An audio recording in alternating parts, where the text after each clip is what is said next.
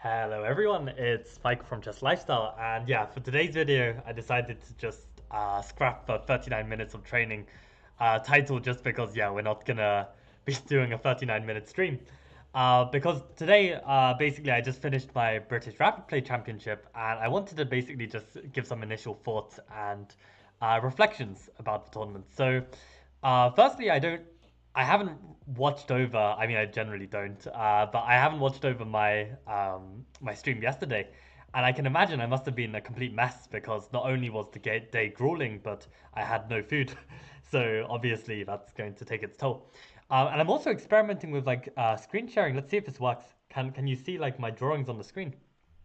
Let's try this, because I wanted to annotate my chess results, and I thought this might be nice. Yeah, thank you, Josh, for the congratulations. And yeah, basically, I think I did do better. I think I did do better. I mean, like, I think played my best game of a tournament today, and I was really happy with this game. It was like the perfect game in my mind. Um, and I also was quite resourceful. I mean, yeah, I'll get into it. I'll get into it, right? So, um, yeah, so before taking just like a brief summary of each game, I'm not gonna do a proper game recap today because I've I played the tournament and then I had a couple chess lessons. I am completely toasted. I'm completely done. But I have added all of the PGNs of my games to a study, which I will definitely do a recap and analysis of at some point, probably on stream or maybe in a video. We'll see. But still, I wanted to kind of get some reflections, and the very first thing I want to just say about like the British Rapid Play is that this tournament is actually so grueling. Like it's 6 rounds on day one, 5 rounds on day two, and I don't think I've played an 11 round rapid tournament before. I don't think I've done anything like this actually because you know you might think that it might be the same as like a foreign CL weekend, right? Like one game on each day, you play like maybe 5 6 hours. Okay, like in actual reality with the British Rapid Play, you're playing more like okay, maybe 6 hours is fair, 6 7 hours, right? Um, so yeah, basically, yeah, it's been yeah, I was gonna say like yeah, the tournament well, it's just way worse than like a phone CL because you've got to imagine that like with these um, rapid play games, it's almost like you have a whole life in each game, and each life begins and ends, and then a new life begins and ends, and it's like 11 rounds of this, right? It's more draining than just playing one long classical game. Like I really think so. So I think this as an endurance kind of sport, like this was really tough, and you could see by the end of day two, like everyone was just like completely dead.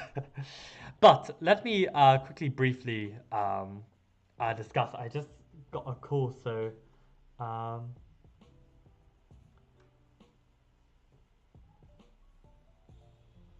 right.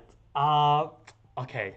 You know what? I need to reply to one thing, and then I will be able to join.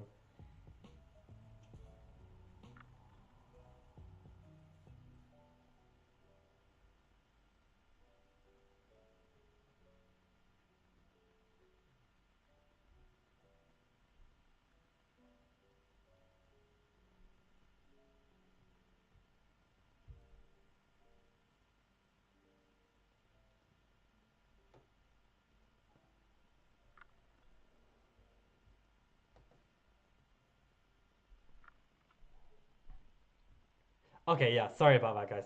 Yeah, so you watched the games live? Nice, Lucas. Yeah. Um, but yeah, I just basically wanted to give a very brief summary before I call it quits for today. Um, and yeah, basically, let's discuss what happened. So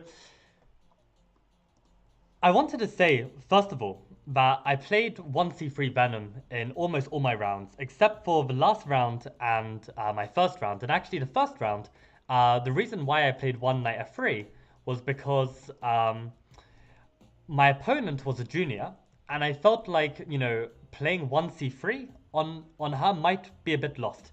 In the sense that, if they're a junior and they don't even have something against the Reti, then, 1c3 is like really like a kind of outwit your opponent kind of idea. And, if they if they don't really have a stable opening repertoire, then I don't even need to do that, right?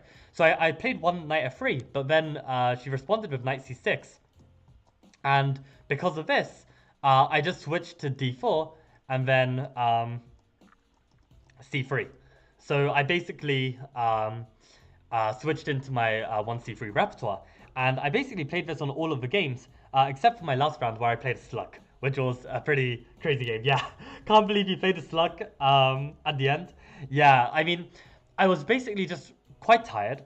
I wasn't going to play a slug actually, but when he played g6, my feelings were that like maybe I can get some initiative on the king side. Maybe he won't be expecting this, and I also thought that in given my state of tiredness, I felt like it might be a repeat of my game against the FM today, where I get a good position, the position gets complicated, and my opponent outplays me. And I thought that it could be the same against Martin Burrows, so I thought that I would just go full imbalance with the slug.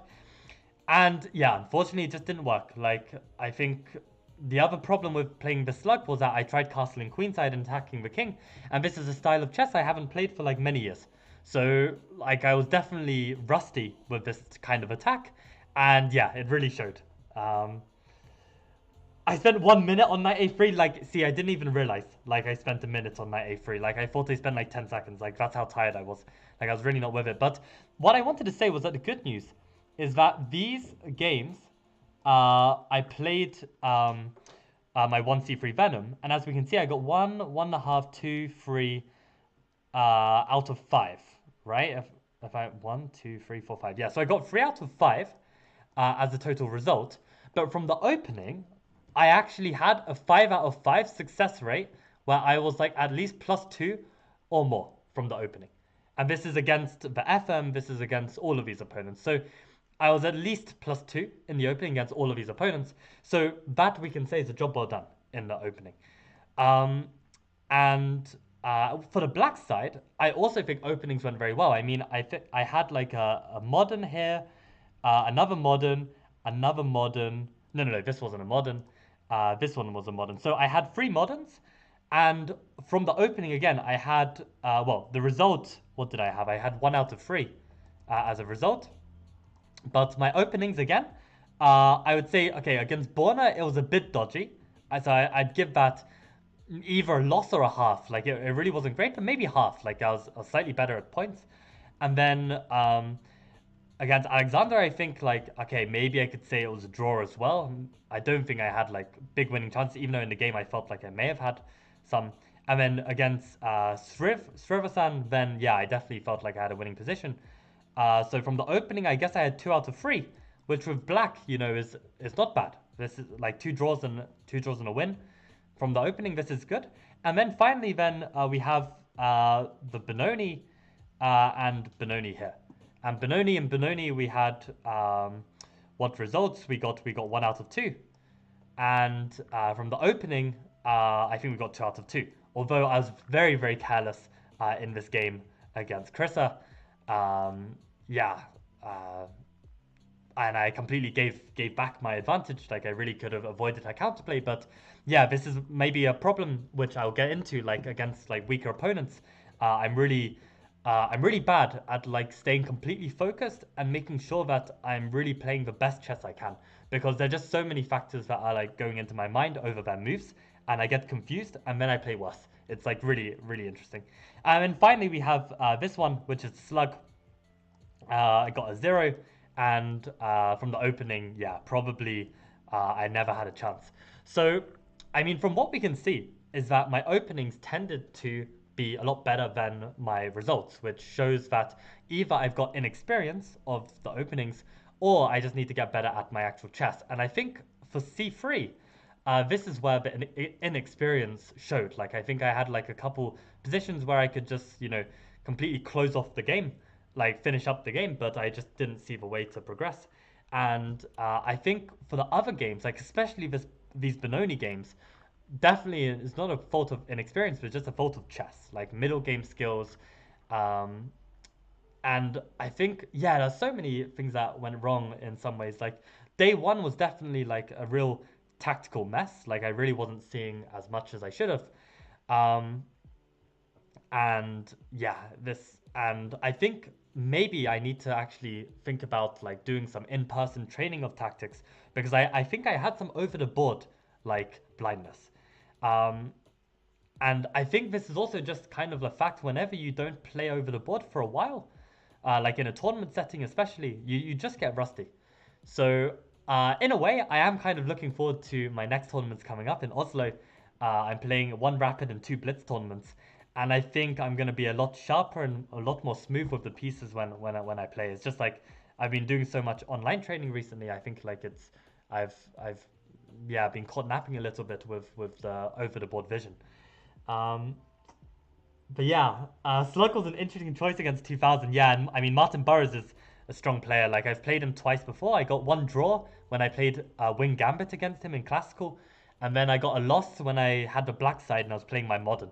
And he's a very very strong player, like ECF, like Classical, like 2200 something.